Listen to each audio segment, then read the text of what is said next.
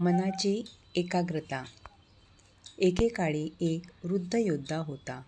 तो आपल्या काळातील अतिशय प्रसिद्ध आणि अजिंक्य योद्धा मानला जात असे. कोणत्याही युद्धात त्याला हरवणे जवळजवळ अशक्य होते. काळ जसा जसा पुढे गेला तसा तसा त्याने युद्धकलेचे शिक्षण आपल्या शिष्यांना आणि मुलांना देण्यास सुरुवात केली. त्याचवेळी एक तरुण योद्धाही प्रसिद्ध होऊ लागला.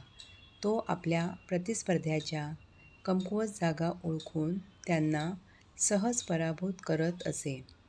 थोड्याच काळात त्याने अनेक नामांकित योद्ध्यांना हरवले.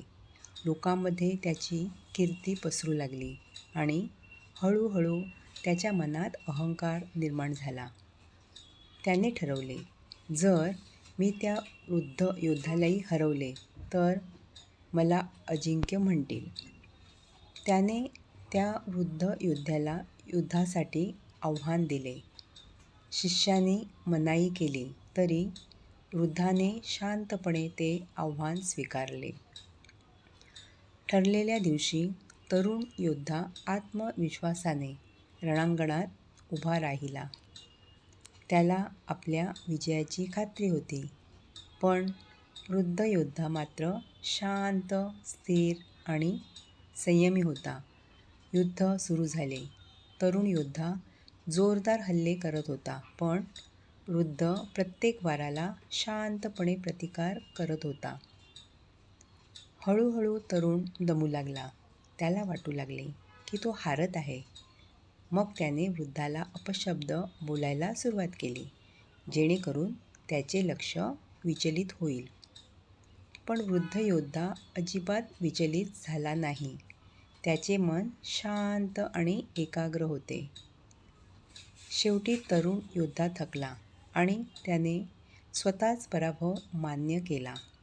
तो निघून गेल्यावर शिष्याने वृद्धाला विचारले, गुरुजी, तो तुम्हाला अपशब्द बोलत होता तरी तुम्ही शांत कसे राहिलात?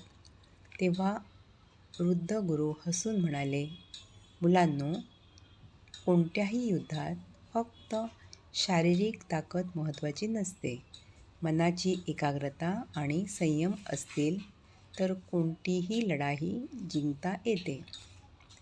म्हणून लक्षात ठेवा, मन शांत आणि एकाग्र असेल तर जीवनातील मोठ्या अडचणीही सुलभ होऊन नक्कीच यश मिळते.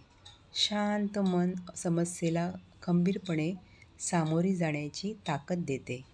कामात एकाग्रता असल्यास यशाची शक्यता वाढते. तुम्हाला कथा आवडली असेल तर कृपया चॅनल सबस्क्राईब करा. बेल आयकॉन दाबा. त्यामुळे नवीन कथा तुम्हाला मिळत राहतील. आणि कॉमेंटमध्ये नक्की सांगा तुम्हाला ही कथा कशी वाटली. कुटुंबीय आणि मित्रांसोबत शेअर करायला विसरू नका. धन्यवाद.